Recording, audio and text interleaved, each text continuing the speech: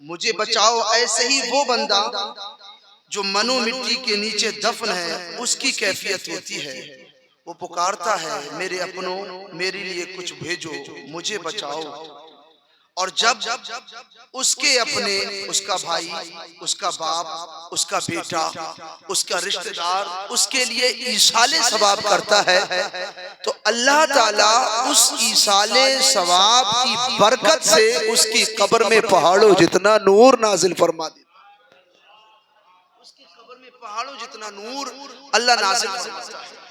تو آج کی ہماری اور آپ کی محفل صرف اسی نیت سے ہے اللہ تعالیٰ اس ذکر کی برکت سے ان کے صغائر کبائر گناہ بخش دے جائیں، اور اس ذکر کی برکت سے ہمارے اور آپ کے گناہوں کا کفارہ یہ اگر ذکر ہو جائے تو پھر ہمارا پڑھنا اور آپ کا سننا یہ سب بالکل ہم کامیاب ہی کامیاب ہوگا۔ ہم خلوص کے ساتھ بیٹھیں، خلوص کے ساتھ سنیں، اور سننے کے بعد اس پر عمل کی کوشش کریں تو انشاءاللہ بیڑا پار ہو جائے گا۔ یہ وہ مہینہ ہے جس مہینے میں ہمارے اور آپ کے نبی تشریف لائے۔ کسی نے کہا پیکر دل ربا بن کے آیا، روح ارض و سما بن کے آیا، سب رسول خدا بن کے آئے، وہ حبیب خدا بن کے آیا۔ حضرت آمنہ کا دلارا، وہ حلیمہ کی آنکھوں کا تارا، وہ شکستہ دلوں کا سہارا، بے کسوں کی دعا بن کے آیا۔ عزیزان قدر، اس بابرکت مہینے میں ہمارے اور آپ کے نبی تشریف لائے، تو ہم اس مہینے میں جلوس کا اہتمام بھی کرتے ہیں، اپنے گھروں کو سجانے کا اہتمام بھی کرتے ہیں، اور پھر اپنی حیثیت بھر اپنے محبوب کا ذکر بھی کرتے ہیں، اور یقیناً کرنا چاہیے، کیونکہ مصطفیٰ کریم علیہ الصلوۃ والتسلیم کو اللہ تعالیٰ نے ساری کائنات کا محبوب بنایا ہے۔ ساری کائنات کے محبوب ہے مصطفیٰ کریم۔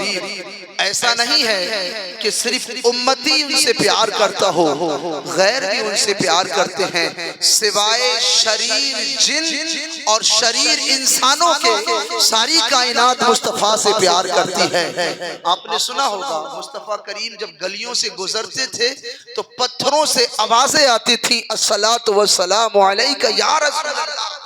صحابہ عرض کرتے تھے یا رسول اللہ یہ آواز کون دے رہا ہے؟ تو پھر نبی پاک فرماتے تھے وہ پتھر مجھ پہ درود پڑھ رہا ہے۔ اور کہیں یہ بھی ہے مصطفیٰ نے فرمایا یہ پورا احد پہاڑ مجھ سے پیار کرتا ہے، یہ میرے نبی نے فرمایا۔ تو مصطفیٰ کریم علیہ الصلوۃ والتسلیم ہمارے بھی محبوب ہیں، اور سوائے شریر جن شریر انسانوں کے ساری کائنات کے محبوب ہیں۔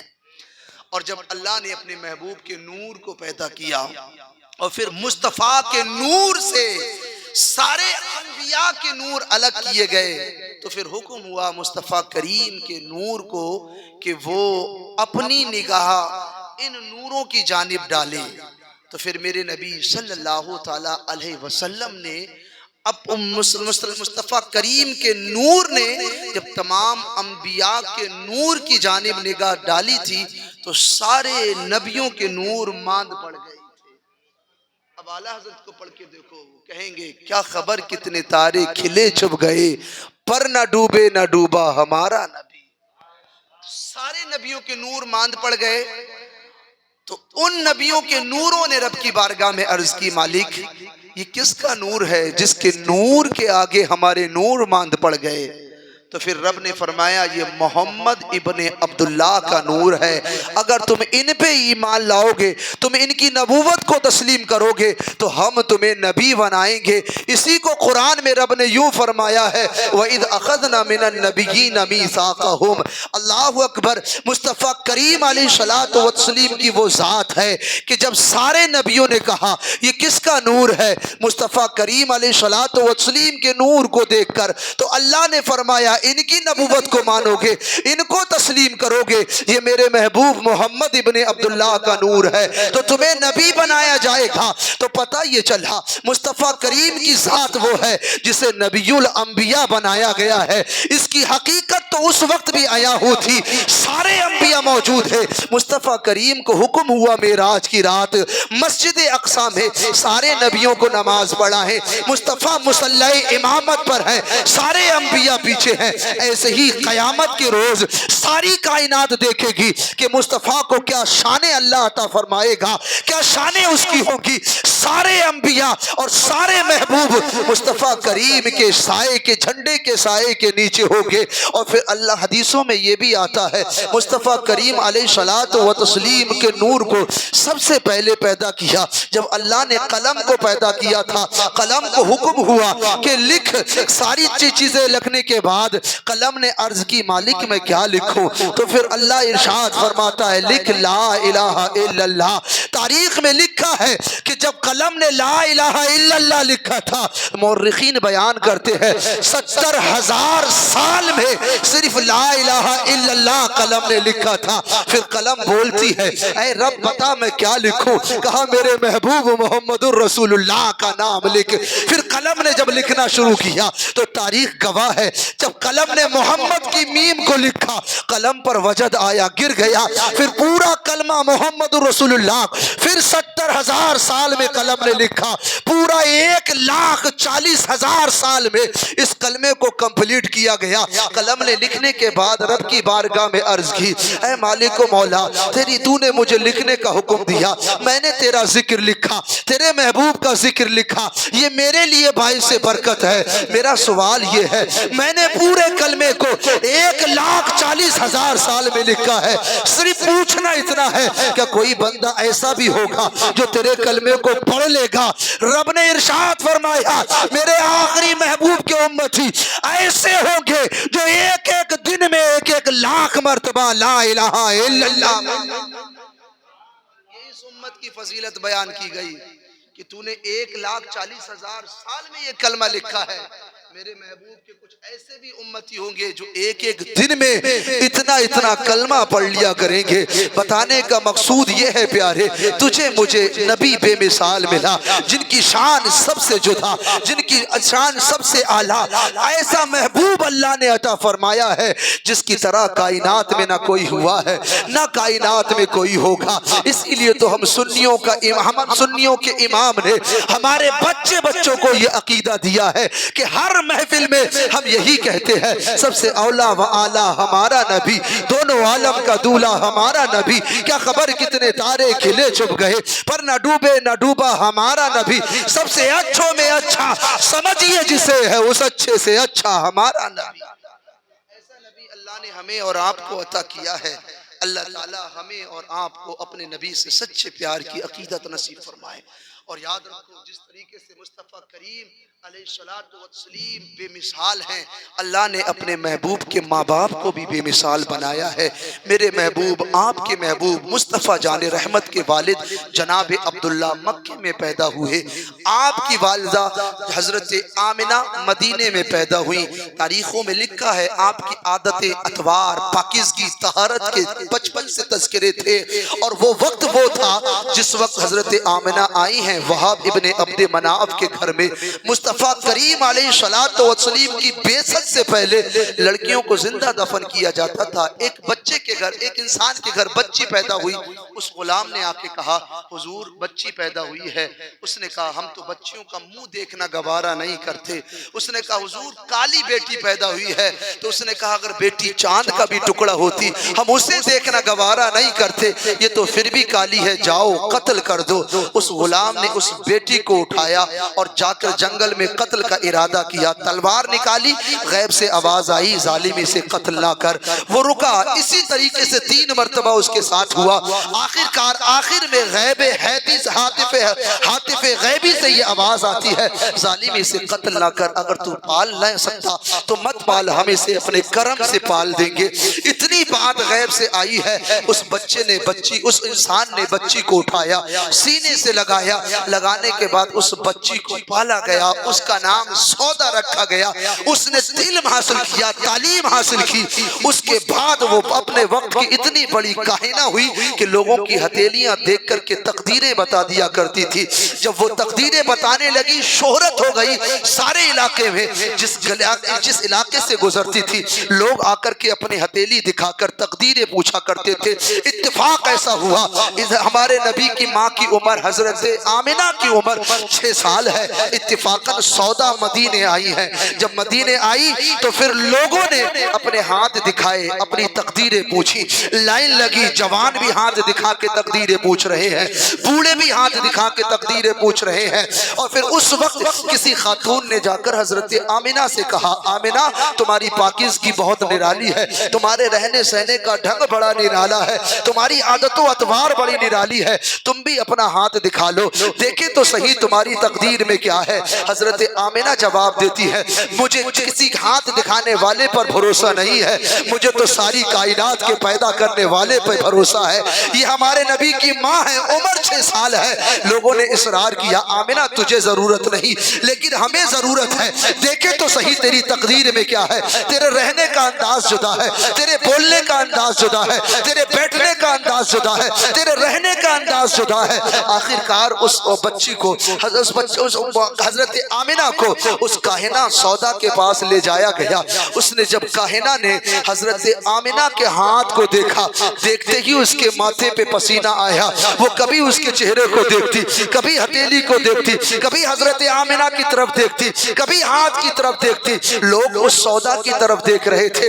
बता तो सही क्या बात है, तूने सबों के हाथ देखे, तुझे पसीना नहीं आया? 6 साल की आमिना के हाथ को देखकर तुझे पसीना क्यों आ रहा है? तो फिर सौदा ने कहा था, पसीना इसलिए आ रहा है कि जिसका हाथ देख रही हूँ ये कोई आम नहीं है, बल्कि या तो ये खुद नबी बनाई जाएगी या फिर नबियों के इमाम की माँ बनाई जाएगी।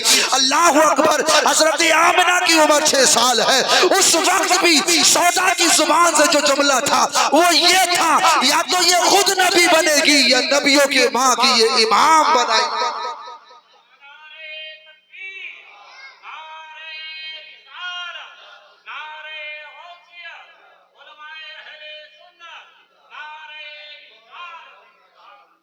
कहा या तो ये खुद नबी बनेगी या नबियों के माँ की इमाम बनेगी। और ऐसा ही हुआ। अल्लाह ने अपने महबूब की अम्मी बनाया, तमाम नबियों के इमाम की माँ जनाब आमिना, तमाम रसूलों के इमाम की माँ जनाब आमिना को बनाया गया।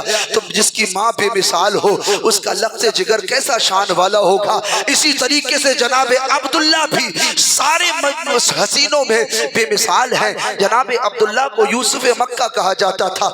आपकी शान भी बेमिसाल है, आपके रहने का अंदाज भी बेमिसाल था।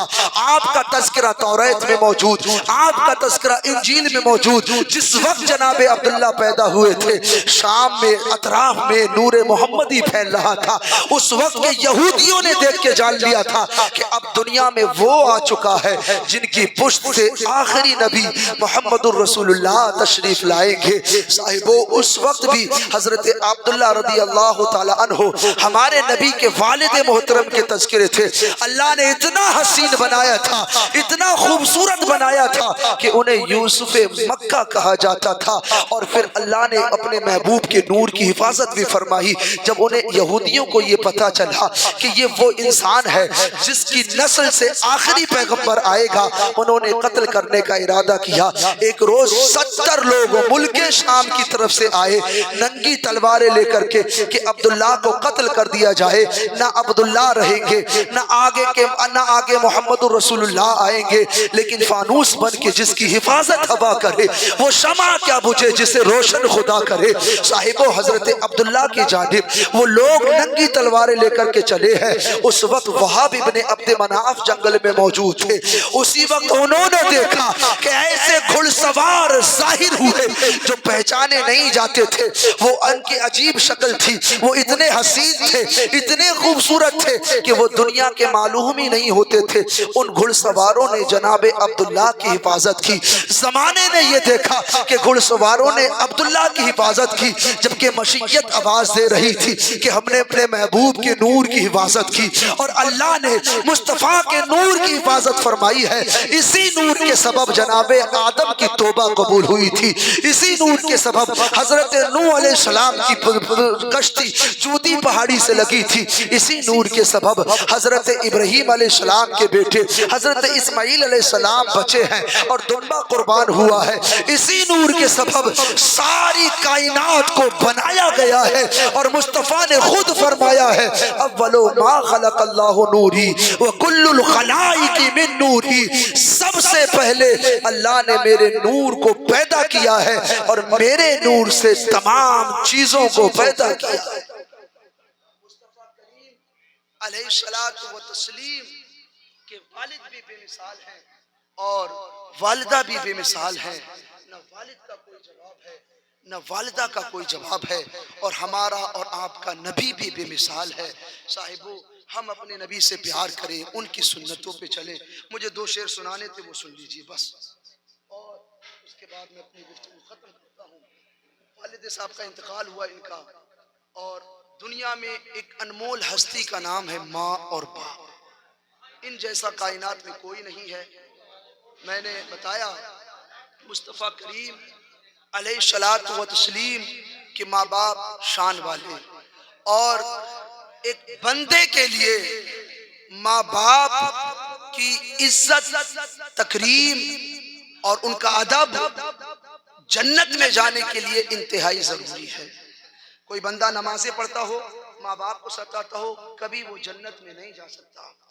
ایک بندہ ماں باپ کی خدمت تو کیا ہے لیکن نمازوں سے دور رہا ہے، وہ بھی جنت میں نہیں جا سکتا۔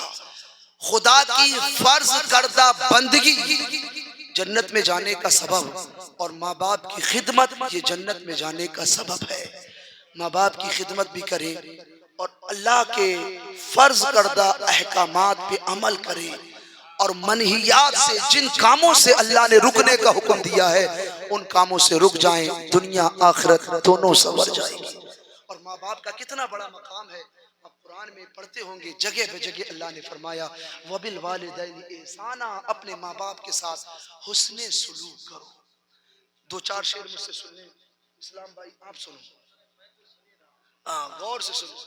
فرمان رب تعالی ہے یہ بھی قرآن میں،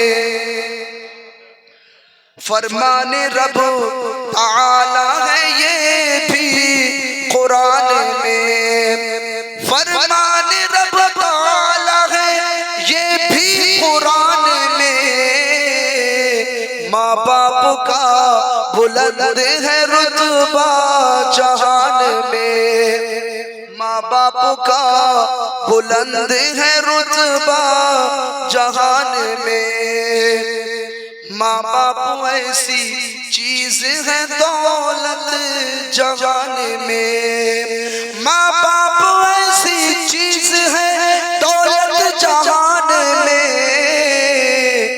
ملتی نہیں کسی کو کسی بھی دکان میں، اور ملتی نہیں کسی کو کسی بھی دکان میں، اور خدمت جو دل سے کرتا ہے ماں باپ کی صدا، وہی کامیاب ہے جو اپنے ماں باپ کو خدمت کیا، انہیں راضی رکھا۔ خدمت جو دل سے کرتا ہے ماں باپ کی صدا، خدمت جو دل سے کرتا ہے ماں باپ کی صدا، رحمت خدا کی رہتی ہے اس کے مکان میں، رحمت خدا کی رہتی ہے اس کے مکان میں،